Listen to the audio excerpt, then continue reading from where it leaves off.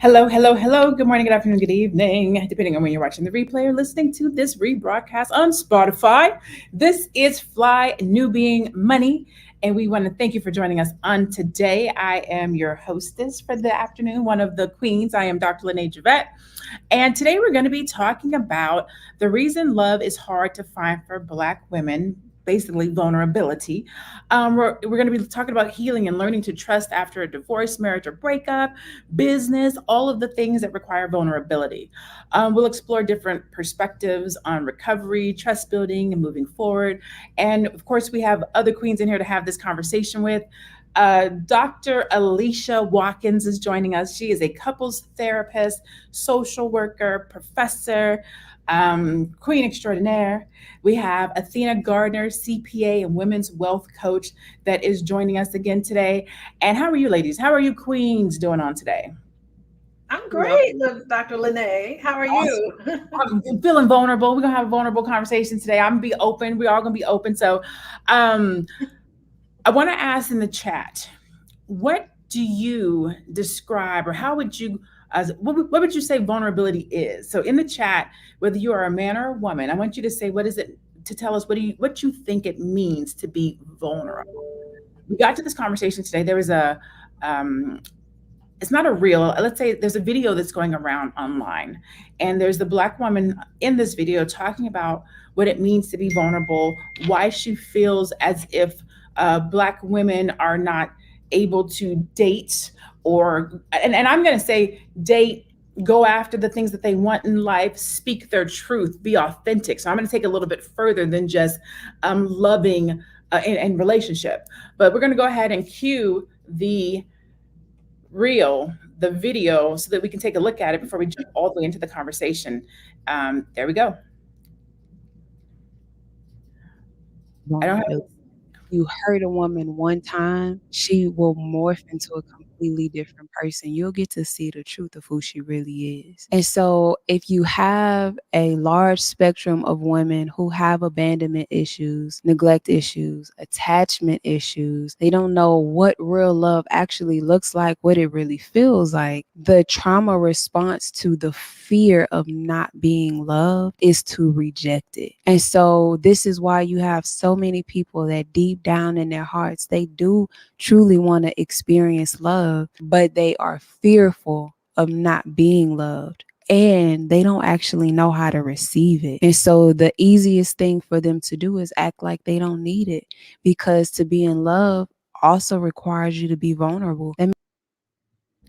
Wow. So I'm gonna start with the couples coach, because it just makes sense to start with the couples coach. Dr. Alicia, what have you found? What have you seen relative to relationship and women with vulnerability? Is it an issue?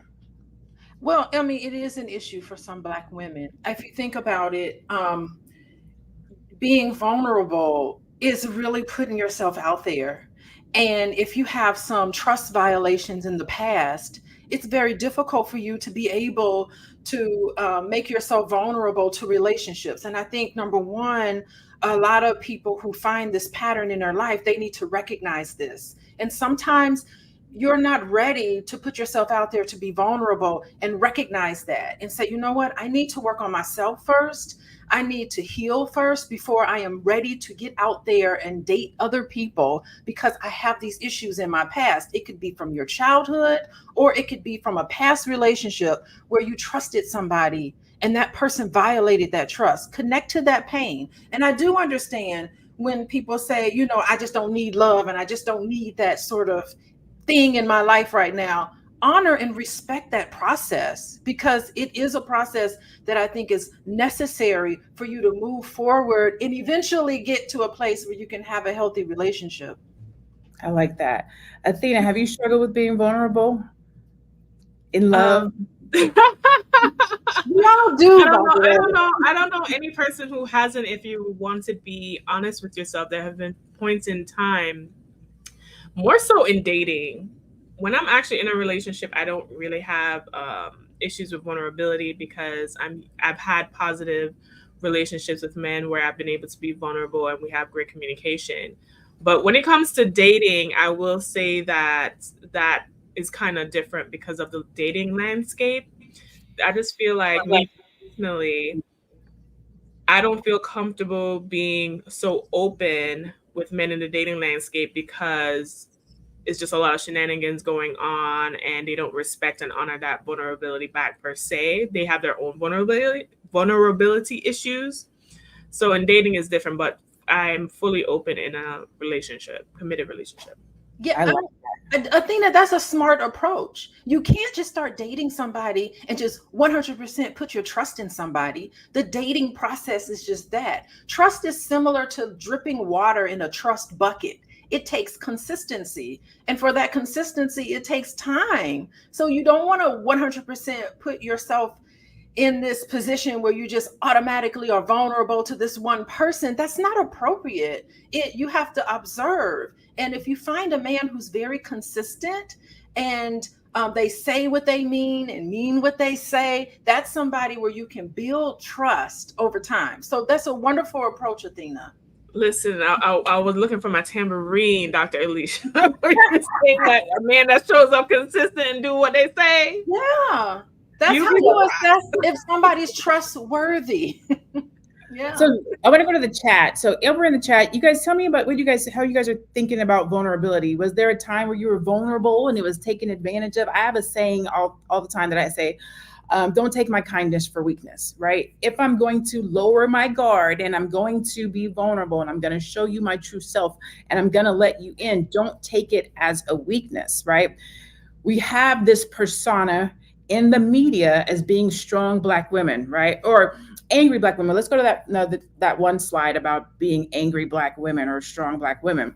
And so there's a media stereotype of the angry Black woman, right? So Black female characters are often depicted as loud, aggressive, and confrontational.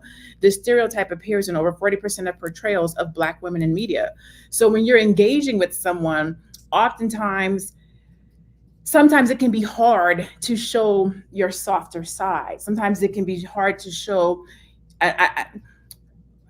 We're probably going to get into the whole alpha female situation, right? Because I'm often asked, can an alpha female or really a strong woman also be feminine? And I absolutely think that we can. But there's this trust, security factor that has to happen in order for me to lower my guard, in order for me to be vulnerable and be soft, because I'm depicted as angry and aggressive in the media. So a lot of times when people engage with you, they're coming at you that way. So you have to keep your guard up. You have to know who the person you are dealing with so that you can take your guard down. What do you think about that, Dr. Alicia? I think you kind of talked about that a minute ago, where you said you can't just run around here just letting everybody in.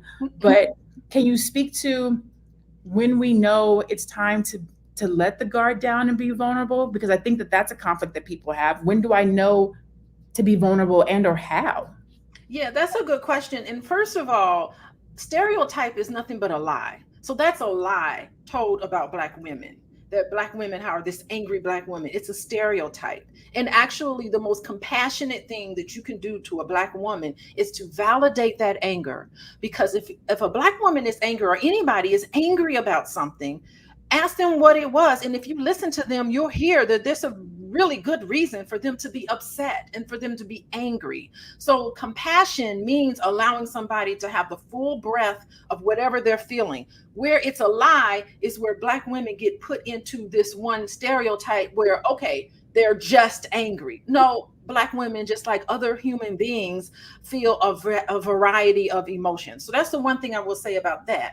Now, you talked about being able to make yourself vulnerable again. The thing is that it's gonna take courage. It's gonna take, even in the midst of what's happening in front of you, it's gonna take courage to be able to put yourself out there and to make yourself vulnerable again, right? So I'm not saying 100% put your trust in somebody, but just to enter into the dating market, just to allow yourself to go out, even on that first date, it's a courageous move. And I applaud anybody who's ever been in a relationship where they were hurt. And just like everybody else, we all have our baggage. and to be able to be courageous enough to go back out into the dating scene for the sake of love. I think all of us need to be applauded for doing that, because it makes sense that you would want to retreat a little bit more. So self-compassion is something that I recommend all of us having with ourselves and each other before we start judging people. Can we put Tanya Oliver's comment up? She said, "Good morning. There is piss in the dating pool." I have heard that many a times. Yeah. But what I will say is it goes both ways. Athena was talking about this earlier. It's not just women who are struggling with vulnerability and dating. Men too. I have more than a few really dope homeboys, Black men, professional, that are like, I can't find a good woman. I can't find anybody that wants to settle down. I can't find anybody that wants to commit. What are you seeing out there? Because you've said it too, that this dating pool is crazy. What are you seeing out there, Athena? I think you might be on mute. It's very cold in these streets. I don't know what kind of streets everyone's running to, okay, but it's very cold in these dating streets. What I'm seeing is a lot of intimacy intolerance, a lot of defensiveness, and a lot of lack of communication. And I think what's happening in the dating pool, a lot of us are consuming content that is not beneficial for us to actually come together. I think that a lot of us are frustrated with not getting our needs met, and we see ourselves venting on social media, on TikTok, on YouTube about that. I see a lot of men not really open in a way to establish like a real relationship, which requires vulnerability, communication, and commitment. It's more so either transactional or sexual in nature, which I don't respond to. So it seems like to me, even when the dating situation, people aren't really dating and courting for a relationship. It's more like a hookup environment to me. And it has been difficult because there were definitely men I felt like maybe some things could have worked had they had communication skills, I felt like they were vulnerable. The one thing I will say, and I will pivot back to you, Lene, is that a lot of men in these spaces, and I have to talk about men because that's who I date, not to pick on them, but a lot of men in these spaces are saying that they want a quote unquote feminine woman. They want a woman that's nurturing. They want this type of love. But from my perspective and experience, it seems like when you give that to them, they don't know how to handle that. They don't know. It's almost like they're either not used to it or they don't think that they're deserving of it. So in the video, she talked about rejecting love, right? So there's this concept or ideology of your vulnerability and being able to actually accept love, being able to actually receive love, being able to actually operate in the love that you are receiving. In the chat, I want you guys to tell me in the chat, and we can be honest, like let's have an honest dialogue. Do you struggle with vulnerability? In the chat, let me know. And if you do, why? Because we have Dr. Alicia here, maybe we can talk about some of those things. Because me personally, I feel like the things that are keeping us apart as Black men and Black women is our ability to be vulnerable, our ability to be able to communicate, our ability to put ourselves out there to give love and receive love. As Black women, our ability to put down being strong, our ability to put down having to be alpha, so that we can be feminine. When you're the head of the house or you're the leader, you have to do all the things. Sometimes it's hard to be feminine too. I got to take care of all of these things. But let's reset. This is Fly Nubian Money. You are with the queens today. We are talking about reasons why love is hard to find for Black women. There was a video clip that we watched a little bit earlier. We're going to play again in about 15 minutes of a woman that's talking about being vulnerable, what that looks like and why it's hard. If you want to get notified when we're live Monday through Friday at 1:00 p.m. Eastern, you can text the word I'm sorry, you can text the word Queens, Queens, to 87948. Again, that's 87948. It's down there below. You can also tune in to Spotify Monday through Friday at 1 o'clock to catch the Queens. So if you have Spotify, you can look for Fly Nubian Money and you can find us there as well. So I think you actually brought up a great point. You were talking about the sexual aspect of being vulnerable. The number two reason that we found for the reasons why women can't be vulnerable and or aren't dating is hypersexualization. If you could put that slide up. So Black women are more likely to be portrayed in music videos and other media in a sexualized manner compared to women of other races. Up to 60% of Black female characters are shown in sexualized context, so hypersexualized. So when you think about dating and we talk about there being somebody that fits in the dating pool, there is a lot of overly sexualized content and platforms out there, so that when you are actually trying to date, it's difficult. Like, how can you be vulnerable when somebody sees you as meat? How do you deal with that? What would you say to somebody, Dr. Alicia? You're on mute. Ooh, this mute process. Okay. I love that you bring up stereotypes. And I think in the broad picture, of course, we can look at media and these stereotypes, but I'm thinking about it in terms of interpersonal relationships, how these stereotypes get carried out in a one-on-one relationship with another person. And I think in those moments, this is where communication is very crucial. It's where you lean into those moments where you're like, hold on a second. What in this conversation, in this situation, led you to believe that this relationship needs to just be transactional, just be about sex? Because that approach to relationships is a trauma response. And that's where you start leaning in, start listening to the other person, and be very curious. I think so many times in relationships, we hear something and it's totally disconnected to what we think and what we believe, and then we reject and we just push it away, and then we end the relationship and we go on to somebody else. But I do think that is a moment of connection where you can say, wait, where did you get this from? Where did you get this idea? Did I put off a sort of vibe that all you want to do is wham, bam, thank you, ma'am? Like, what told you this? Like, what about me told you this? Okay, if it's not about me, then where did you get these messages from? Do you think that that's appropriate? Would you want someone treating your mother this way or your sister this way?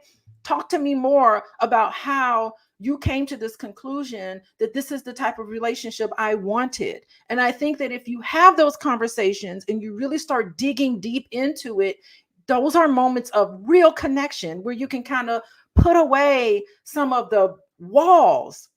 There's a lot of walls that come up in relationships. And on the other side of that wall is the desire to connect.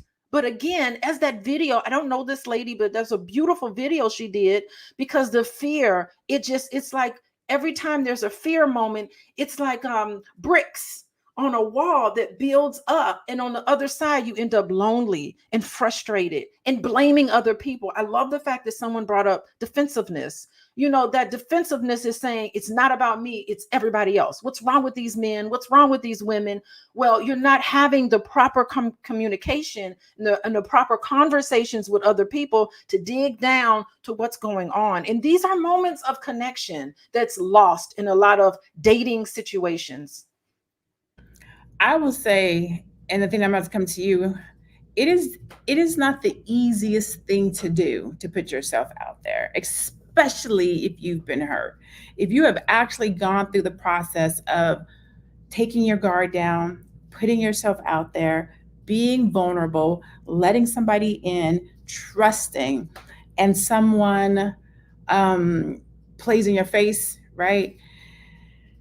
It's difficult to put yourself back out there. I think we do. I have a friend that does this podcast, and I can't think of the name of it right now, but we had this conversation on how many loves can a man have? Because as women, we'll keep going. We'll keep putting ourselves out there. We put ourselves out there. We'll be tainted. We'll be hurt. We'll be bitter, but we'll still try to go and have love again, right?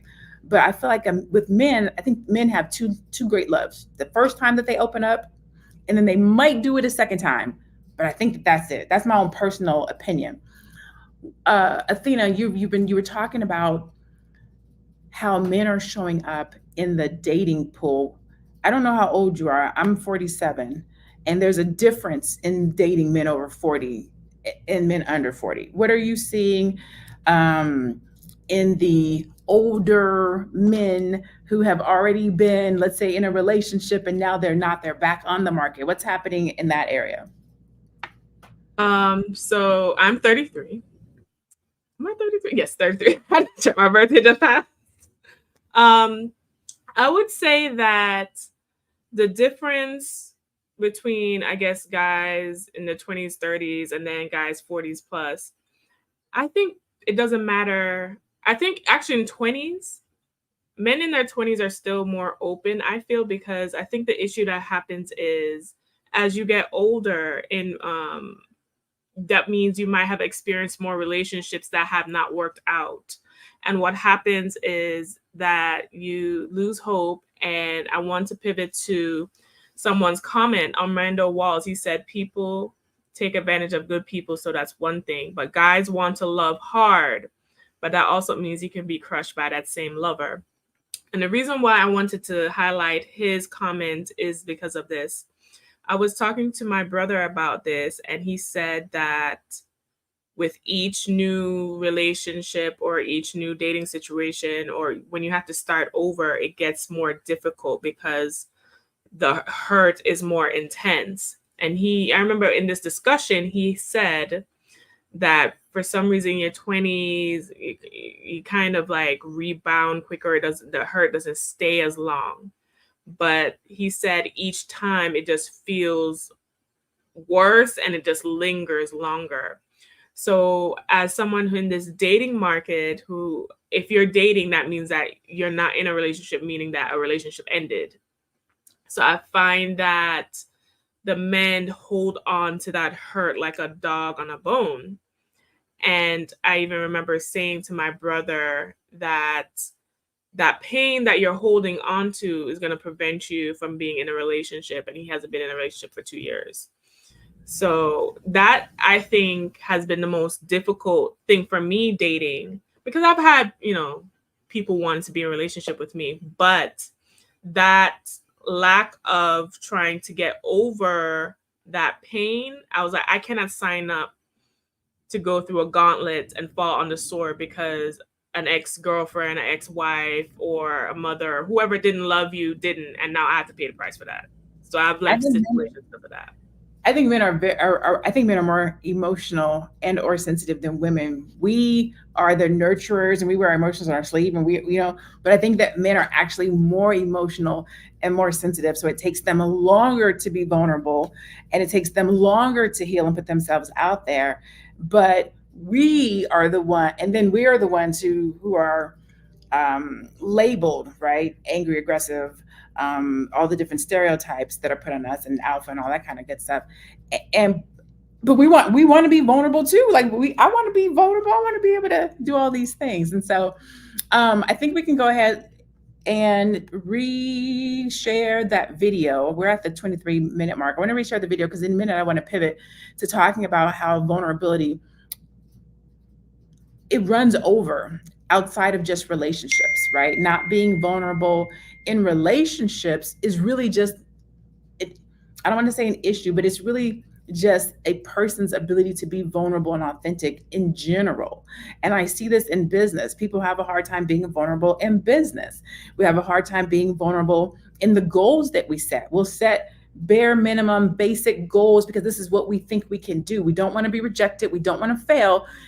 So we'll do this small thing so that we don't have to be vulnerable and say, I really want this thing, and then feel some kind of way if we don't get it. So this vulnerability thing, it's not just in love around a relationship. It can be around the love of the things that you want to accomplish in your life. It could be around the love of the things that you want to do, the money that you want to make, the places that you want to go, the career that you want to have. Vulnerability has to do with trusting and being rejected. So we're going to actually take this conversation a couple different ways. Can we cue up the video so we can just replay that video? And we have to there we go. She will morph into a completely different person. You'll get to see the truth of who she really is. And so if you have a large spectrum of women who have abandonment issues, neglect issues, attachment issues, they don't know what real love actually looks like, what it really feels like. The trauma response to the fear of not being loved is to reject it. And so this is why you have so many people that deep down in their hearts, they do truly want to experience love, but they are fearful of not being loved. And they don't actually know how to receive it. And so the easiest thing for them to do is act like they don't need it, because to be in love also requires you to be vulnerable. Man, she said a mouthful. This is Fly Nubian Money. You can catch us here Monday through Friday at 1 o'clock p.m. If you text the word Queens, Queens, to 87948. Again, that's text the word Queens to 87948. You will get notifications that we are live. You can also catch us on Spotify. If you have Spotify, you can go and look up the word Fly Nubian Money, or you can listen to us live there at 1 o'clock as well. If you go to flynubianmoney.com, you can get your money right. It says we have free resources, courses, and more. flynubianmoney.com. Today we're talking about the reason love is hard to find for Black women. We're going to kind of pivot.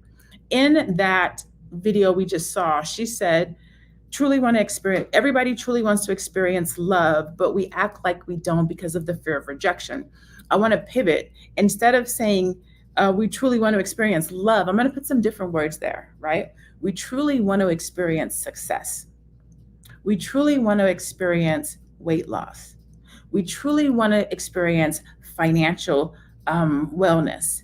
We truly want to experience being a millionaire. We truly want to experience being a successful business owner. Yet, the second part of what she says is we act like we don't. And that's an authenticity situation of being vulnerable to say, what if I can't have it? What if I can't do it? What if I can't get the success that I want? What is that? What's happening in our mind when that's happening, Dr. Alicia? What can we do? First of all, what is that? And then what can we do? Yeah, and that's a great question, and a great aspect of that video to point out. At the beginning of the video is really the answer, and we didn't hear the very beginning of it, but she said something about how a man approaches a woman can create this morph. They can morph into something feminine, and I think that is beautiful. Because we are co-creating our experiences. So in our relationships, you are an active participant in your relationship. So it is a co-creation. You can morph your relationship into whatever you want, because you are contributing to the problems. You can also contribute to the successes. The same for business. You're co-creating this. You're putting yourself out there saying, hey, buy my product. Hey, I'm an expert in this area. Please come to me and I will help you with this. In this, you're co-creating all of the experiences in your life in terms of your interpersonal relationships and also in terms of your business.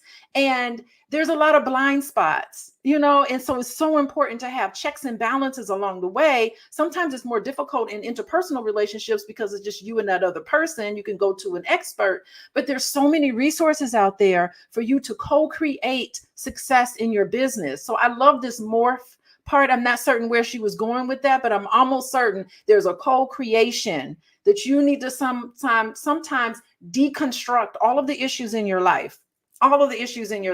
Some of it is structural, some of it is opportunity, but also some of it is you and your perspective and how you're approaching all of the relationships in your life, business and otherwise. I like that. Athena, when you first started, I hate to use the word alpha female. So let's just say you seem like a strong, successful Black woman to me. When you started your business, first time starting a business, you've never had a business before, did you struggle with being vulnerable? Did you have to find your footing? Did you show up authentically as yourself? I think there was a slight struggle, not with my competency, but more so, especially when I started my business, I was coming from working for a company with a big name. And I didn't think at the time, but now what happened was I had associated so much of my value with being with a company with such a big name.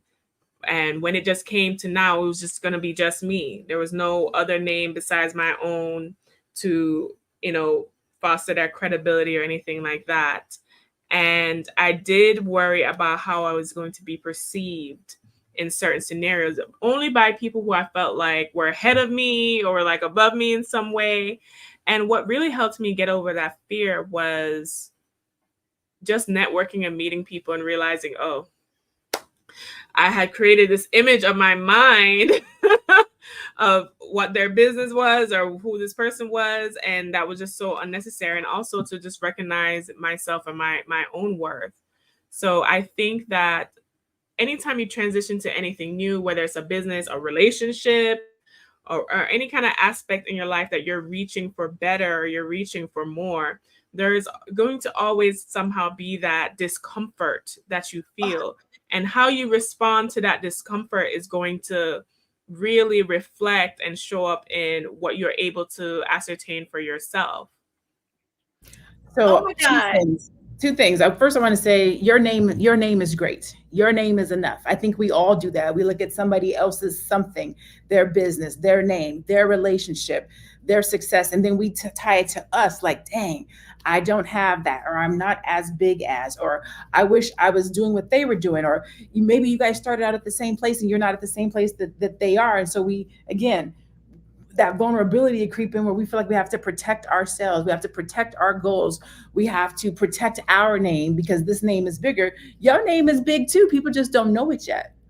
But that's a vulnerability piece. Over in the chat, I want to challenge you guys in the chat, for those of you guys that are here right now, to think about an area of your life, your business, your relationship, or your health where you might feel a discomfort in being vulnerable to say, I want this, whether it's I want to lose 60 pounds, whether it's I want to make $10,000 this month in my business, whether it's I want to show up in relationship better, whether it's I want a husband, whether it's I want a wife, whatever it is, put it in the chat right now.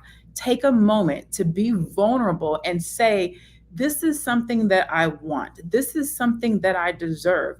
It might be as simple as my name is great. It might be as simple as I'm more than enough. Be vulnerable in this moment. The first thing that comes to your mind, put it in the chat. Just put it in the chat. Just doing that is an act of being vulnerable. Me saying, I'm always saying I want to be a billionaire. And it sounds crazy to somebody who's like, girl, you know you're not going to be a billionaire. You know how crazy it is to become a billionaire? Like, it doesn't happen every day. But if you don't say it, if you don't put it out into the air, it's never going to happen. You have to be vulnerable to say it. Like, you know that people are going to look at you sideways and be like, that chick is not about to be a billionaire. And that's okay. I can still say it. I can be vulnerable and say, I want to be a billionaire. I can be vulnerable and say, I do want to marry. I can be people are going to talk about you no matter what, good, bad, and different. If your weight is up, if your weight is low, if you're making money, if you're not making money, if you're following your dreams, if you're not following your dreams, if you're in school, if you're not in school, if you get on the podcast and you only have one person that listens to you, if you get on the podcast and you have 10,000 people that listen to you, if your business is doing good, if your business is doing bad. I have found that the more authentic that I am, the more that I show up, the more vulnerable I am, that's when I get the most engagement, the most love, appreciation, the most connection. And yet it's the one thing that we like to keep personal and to ourselves. Dr. Alicia, you were getting ready to say something and I cut you off. I apologize. What were you about to say? No, I mean, oh God, I got a lot of things to say, but I'm loving this last piece that you're saying. And it is what you want to set your intention for. I mean, the most courageous thing you can do is to be an entrepreneur. I understand this process. It is so courageous. And and it's not just the money that you focus on your gifts and your talents. So every day when I wake up, I say, okay, what can I do today to serve my clients? And how can I be the best servant, be of service to my clientele? And I only focus on that. And next thing I know, I look at my checking account. I'm like, whoa, there are people coming to me. I'm booked and busy right now. But I'm not necessarily focusing on a dollar amount, so to speak. I'm just focusing on doing the best I can be and doing the best that I can in the work that I feel like I'm born to do. So it is that entrepreneurs are connected to their purpose in life. And if you just focus on that connection of purpose in life, all the rest of it is going to come or it's going to go. And I love that you talk about ups and downs. Understand that ups and downs is normal. So just expect it. Things are going to ebb, things are going to flow. Do not tie your worth and your happiness to whether things go up or down or not, because it's just unrealistic. You have to know how to ride the waves. Just like, just understand when the stock market is down, usually that's the best time to buy. When it's up, that's the best time to just applaud yourself for making a good decision. You did it right. So it's just always keeping that there's nothing ever against you. So, if you have an argument with your partner, don't look at it where this relationship is going to hell in a handbasket. Say, you know what? This is a great opportunity to learn about this person. What is it that I need to learn about you that I haven't quite figured out? Always look for the spin of the positivity in your relationships. I think that'll get you far. Even if you're nervous about making a mistake in your business, you're going to make a mistake. Always make a mistake. But just go, okay, I ain't going to do that again. Let me pivot. Let me move this way. Let me adjust. Just look at it as an adjustment and a lesson learned. Be grateful for everything that comes your way. Vulnerability is being afraid, being scared, having fear, and doing it anyways. Anyway, saying it anyways, and showing up for yourself anyways. If you say, I want a husband, I want a wife, and then you do the things to go and have a husband or a wife. Some of the things in the chat. What did they say? I want to be enough. Oh, Brandy says, I want to be enough. First of all, you are enough. You already are enough. You already are enough. And you have to, first of all, let me back up. Thank you for being vulnerable and sharing. I want to be enough. Even just saying that out, I literally just got chills on my arms, because I believe sometimes speaking it lets you hear somebody else say, I've been where you are, sis. I've been in a place where I felt like I wasn't enough. And then I had to go and do things to not prove to myself that I was enough, but to affirm to myself that I am enough, right? And so there's a vulnerability in being able to say it, and then also being able to pursue it. As a strategist, I deal with people every day who are struggling to vocalize and or put pen to paper what it is that they want to do, and they play small, and I have to pull it out of them. Like, no, let's get to the real thing. I want to make 500. I want to make $5,000 in my business this month. How much are you making right now? About 3,500, and all you want to do is make 1,500 more. Well, I really want to make 10. Well, why didn't you say 10? Well, I didn't think I could do it. No, be vulnerable and say you want to make 10, and when you say 10, I'm gonna push you to say 15. Be vulnerable. I have a girlfriend who's dating, and she's like, I'm just looking for a friend. No, you're not. You're looking for a husband. Yeah, but you can't tell a man you're looking for a husband. Why not? Like, if you're out here just dating for friends, you're going to keep getting friends. Be vulnerable and say, I am looking for a husband. We have to start speaking up for the things that we want and being vulnerable. Athena, I have to believe you see this in the financial world when you're dealing with people and they're talking about either their financial literacy or how much money they want to make or how much money they want to save. What are you seeing in the financial world with people with money around vulnerability? And then how are you helping them? I think that fear is going to show up at all aspects of life, whether it comes to health, wealth, all those aspects. When it comes to wealth and money, I feel, especially since I focus a lot on women, even though the advice can apply to anybody really, There's a fear of I'm not smart enough, or I can't learn this, or to manage their finances on their own is a fear, because a lot of us have this concept that our partner is just going to just take care of that side. There's a fear that we can't learn how to invest. There's a fear that we can't start a business, or it's going to be too much work, or is that something that you want to do?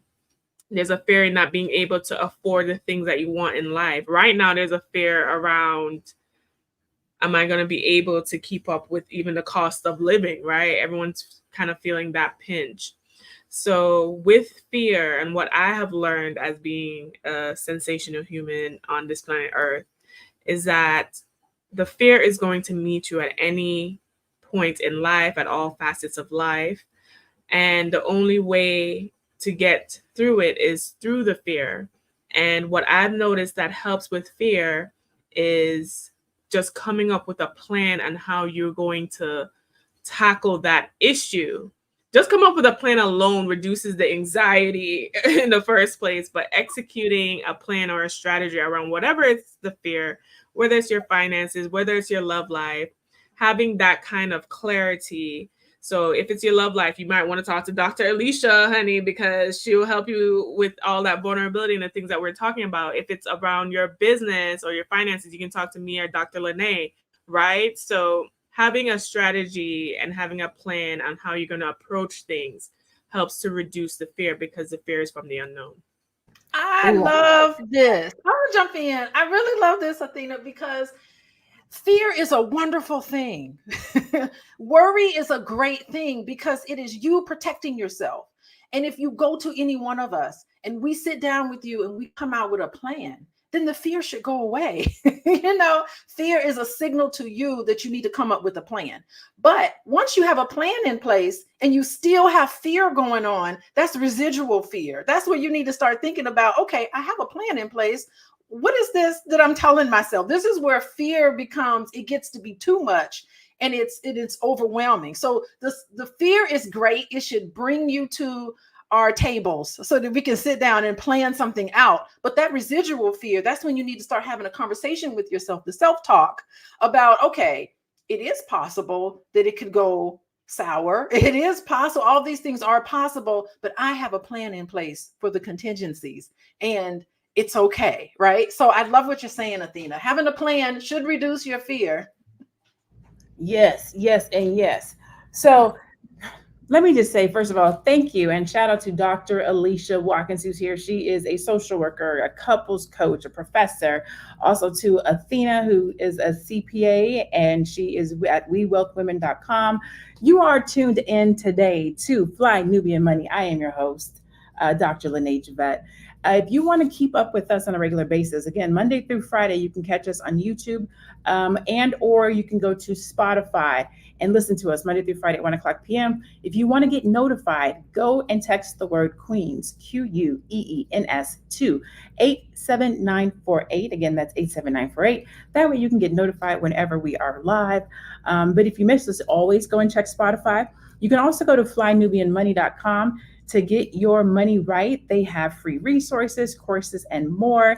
And you'll be connected to us, right? So I want to pivot back to not being able to afford. That vulnerability, I don't care what nobody say. Everybody's vulnerable here, right? There's a vulnerability that comes with being able to say, I want to take my family on a paid trip to Hawaii. There's a vulnerability in saying, I want to go to Spain or London, but not knowing if you can afford it or if you can provide these things, if you can have the type of car that you want, or even just live the type of life that you want to live. I have this thing right now. I'm actually getting ready to update my social media to BBL. And I'm like, I'm really focused on my BBL. And when I say it, people were giving me like the side eye, like, you focus on your BBL. Yes, my business, my body, and my life. Like, that is my focus, BBL, business, body, life. And before, somebody was like, you shouldn't say that. That doesn't go with your brand. Like, we see you this way. You're talking about BBLs. That's not what I can say and do whatever I want to say and do. It's a vulnerability. We put ourselves in these boxes and or we let other people put us in these boxes, and then we try to live in this box. And when we try to get out of this box, it takes a type of a vulnerability to get out of the box that either you mentally have put yourself in, or the people around you, or the circumstances with which you live your life have put you in. So to say, I want to travel, I want to be international, I want to have a business, I want to focus on my BBL, whatever the case might be, you are literally pushing the box. You're exploding out of the box, and you're being authentic, and you're being vulnerable, and you're showing up for yourself and your relationship and your health. Athena, what do you do? It doesn't have to be daily, but let's just say in your life, to show up and be authentic and be vulnerable. What does that look like for you? I'm so glad you asked me this question. And I don't know. I was telling someone, I went to a baby shower and there was a bunch of Gen Z there. My friend was a teacher, so some of her students came to her baby shower. And I just love Gen Z. And I was telling them, when I turned 30, I just felt like this weight had lifted off my shoulders and I just stopped caring about stuff. Really. I equate it to like those feisty grandmas who just be saying stuff and like it's like they don't even care anymore. But what I do to show up authentically as myself, I think what helps is the judgment, and to stop judging yourself, because I think we self-judge a lot. And we're so hypercritical sometimes and so self-deprecating. So I had to change the messaging and the thought process with my own relationship with myself. And what I committed myself to is that regardless of the environment, the people, or the situation, I'm going to prioritize my thoughts, my beliefs, and my comfort. And whether or not anyone disagrees, as long as I'm moving respectfully, which I think I do a great job of, there's no reason for me to go out of my way to be something else or present a mask that's not necessarily true to me. And I find that it has opened up so much internally and emotionally, because I find that a lot of energy is being wasted trying to project things that don't really matter at the end of the day, one. And also, I think it's helpful because you're more relaxed, because you're more comfortable within yourself, and you're not really trying to go out your way to impress or to show up as anything different. And I also last would say this: when you move that way, you can attract and repel the people who do not respond. So you find your tribe easier that way, because you're moving in a way that is natural to you, and it will have a natural attraction and repel by that nature. I like that. I think I forget which one of you guys had said this a minute ago, but we were talking about, I wrote this down, what you haven't seen. I think that there's a vulnerability that we as individuals have around saying some of the things that we desire if we've never seen it before. If no one in your family has had it, if no one in your immediate circle has achieved it, if you're saying something or speaking out to go after or do something that nobody else in your immediate surroundings understands, it could be in your career, it could be in the relationship, it's hard to be vulnerable in those things. And so what I would challenge anyone who's listening to this broadcast would be the first. Be vulnerable and be the first. Somebody has to be the first. And so sometimes we will sit in our hopes and our desires of what we want and what we see and what we believe we can have and are worthy of. We won't vocalize it. We won't go after it. We won't make it a reality because nobody else has said it. Nobody else has it. Nobody else has achieved it, or I just haven't seen it. Nobody in my family has taken a trip to Spain. So what makes me think I can do it? No one in my family has gone to college. No one in my family has started a business. I haven't seen somebody save $100,000. So we don't think that we can do it. That's a vulnerability thing. Put yourself out there, be vulnerable, say, you know what, I'm going to be the first person to do this thing. I'm going to be the first person in my family to have a marriage that to have a successful marriage. I'm be the first person in my family that doesn't get a divorce. That's a huge vulnerability statement. Too often we go along with what other people are doing because it's easier to fall to the back and not make ourselves be vulnerable. Dr. Alicia, what would you say to that? How would you respond to that? Yeah, and your goals in life and what you want in your personal life and in your business, it's not really meant to be broadcast to everybody, you know? Like I do affirmations, no one ever hears it. It's just for me. And sometimes I talk about this a lot. I'll do affirmations where I'll record myself saying my own goals that I want in life. And I'll record it and I'll fall asleep to it on my headphones because I'm programming my subconscious. Listen, those stereotypes of Black women that we see in media, it affects your subconscious mind. You start internalizing those things. And we know this process works because it's all over the place. But you know what? The beauty of it all is that you're shown how to program yourself. So why not take those stereotypes and why not say, you know what? Those stereotypes seem to actually be working. And we program the masses to believe that Black women are this one thing, right? So why can't you program yourself to believe whatever you need to believe about you, about who you are? So that's what I do. I take this formula that have been used to denigrate Black women, and I say, you know what? I'm going to use it on myself. I don't need to broadcast it to everybody. My goals and my aspirations, I will record myself saying it. I'll play it over and over again in my headphones when I go on a long run. I go on my 10-mile run. I record myself saying it. And you know what? There's very little things I have to do to achieve my goals. Sometimes it comes to me and it falls right into my lap. I didn't have to do anything about it because I've attracted it to myself. So that's the beauty of understanding how you can create the world that you live in. You can create it by programming yourself because we know programming works. That's how the mind and the brain operates. So why not do it to yourself? Yeah, if you want to broadcast it on social media, you want to let everybody know, that's fine, but you don't really need to. You have to be the one that believes it. And believe it or not, very little effort has to come in it developing and it turning out just the way you programmed yourself to do. So you do need to be careful what you ask for because you will get it. Yes, and it might not be the way you want it. Let me say that because I'm in the middle of something right now. What I specifically asked the Lord, I said, Lord, I want a relationship that only you can get the glory out of. And the relationship that I'm in the middle of right now, only He's going to get the glory out of it, but it's not the way that I thought it was going to be. But it's still. But sometimes it's not the way you thought it was going to be, but it's the way in which it needed to be because there's a lesson in it for you, Lene. There's something that you need to learn about yourself that you have welcomed into your life. So you have co-created whatever issue it is. And the thing is that people think that healthy relationships mean there's going to be no problems. There's always going to be issues and problems. It is having the skills to work through them. If you have the commitment, I mean, some people just aren't committed.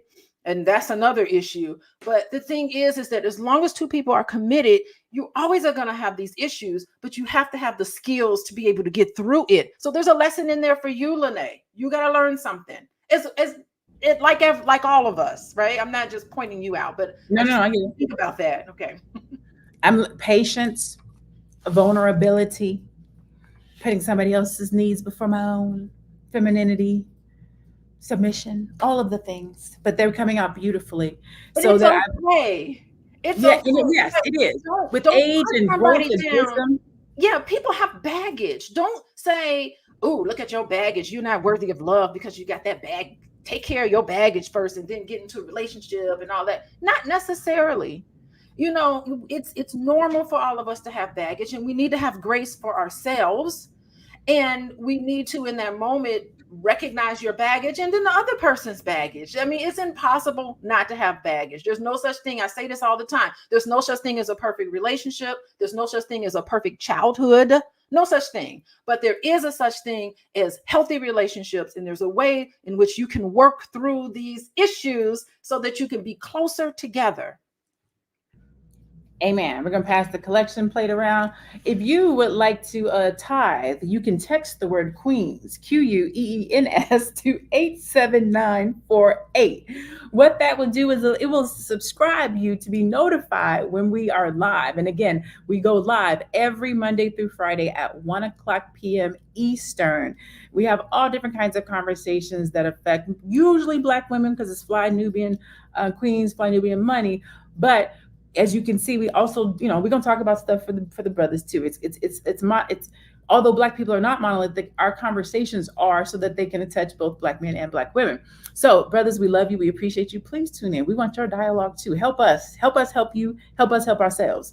Today, I'm joined by Dr. Alicia Watkins. She is a couples coach as well as a professor and a therapist. I'm joined by Athena Gardner. She's a CPA. You can find her at We Wealth Women. I am Dr. Lene Javette. I'm a monetization strategist and business coach. And you can also catch us on Spotify. So I think I might have left that one out, Spotify. If you are looking to get your money right, you can go to flynubianmoney.com where you can get your money right. They have free resources, courses, and more. We have come to the last 5 minutes of our show today. So I want to do just a final roundtable. One, give me your final thought, but then two, make sure that you let people know where they can find you so that they can go and love on you and support you. I'll start with you, Athena. What are your final thoughts for our audience today relative to either business, finances, or relationship? What I want everyone watching this video today to understand is love is simple, but sometimes we make it hard due to childhood, due to other situations. But I want everyone to know that whether it's romantic love, whether it's a relationship, a business, your goals in life, that you are worthy and deserving of the things that you desire, and that you can have love in always come and find you. My name is Athena Gardner. I'm a CPA. You can find all my information at wewealthwomen.com. I specialize in helping women level up economically in their business and personal finances, and you can find me there. Awesome. Dr. Alicia? I got a message from men. I heard that my understanding was that there's this idea that men are only good for maybe one or two loves in their life, like relationships. And I agree with that, because the reason is because men aren't socialized to connect with how they feel, the range of feelings that they have. For men, it's usually like a small few emotions that they are socially allowed to experience. But inside, men are experiencing all sorts of feelings. And I think that when there's a relationship that has failed, I think men, and I work with a lot of men on this, we connect with what happened, what the complaint was from their potential partner, and what they learned from it. So there's avenues of which men in particular can connect to the range of feelings that they experienced in a past relationship so they can move past it. And as us as women, we got our mamas, our sisters, our friends that we could process, and we're socialized to talk more about our feelings. So I think my challenge to men because of this is to find a place where you can feel comfortable talking about the range of feelings, because you know what? You're limiting yourself from a beautiful relationship that you're too scared to go into. And it could be 5 relationships. You could be married 6 times, 10 times. It's still never too late to find the love that you know you deserve, healthy love that you know you deserve. You're holding yourself back. And that's my challenge to men, is to let some of that go, find a place to present and to dump and to feel all of the feelings connected to that so you can move past it and find love, because it's out there for you. How you can find me?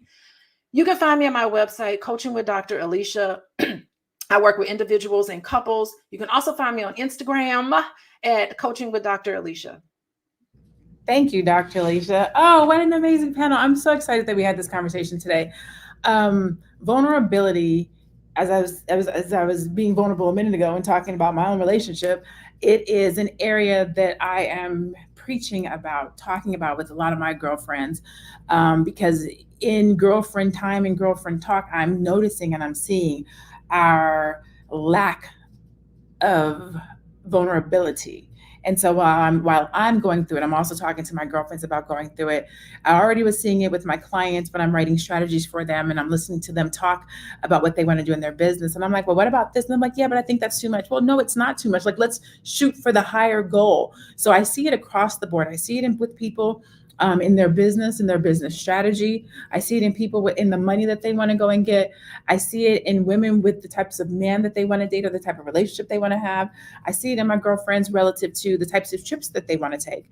There's this unfortunate cloud through our community of not being vulnerable to go after the big stuff, to say the big things, to put ourselves out there on display and take the big risks. And so what I would say is with big vulnerability, with big risks come big wins. If you really want to see your life next level, if you really want to see your business on the next level, if you really want to see your career on the next level, be vulnerable. Let the chips fall as they may.